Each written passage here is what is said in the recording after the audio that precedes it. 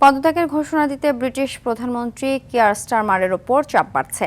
স্টারমারের ঘনিষ্ঠ এক মন্ত্রী জানান, সাম্প্রতিক রাজনৈতিক বাস্তবতা বিবেচনা করছেন প্রধানমন্ত্রী।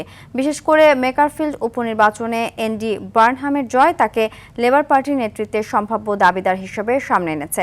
উপনির্বাচনের ফলাফলের পর দলটির কয়েকজন জ্যেষ্ঠ মন্ত্রী স্টারমারকে সরে দাঁড়ানোর সময়সূচি ঘোষণার আহ্বান জানান।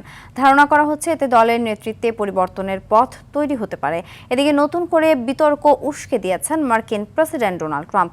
সামাজিক মাধ্যমে দেওয়া পোস্টে ট্রাম্প দাবি করেন স্টারমার প্রধানমন্ত্রীর পদ থেকে সরে দাঁড়াবেন। একই সঙ্গে অভিবাসন ও জ্বালানি নীতিতে স্টারমারের ব্যর্থতার অভিযোগ তুলে উত্তর সাগরের তেল উত্তোলন বাড়ানোর আহ্বানও পুনর্ব্যক্ত করেন ট্রাম্প। তবে এ পর্যন্ত স্টারমার পদত্যাগের কোনো ইঙ্গিত দেননি।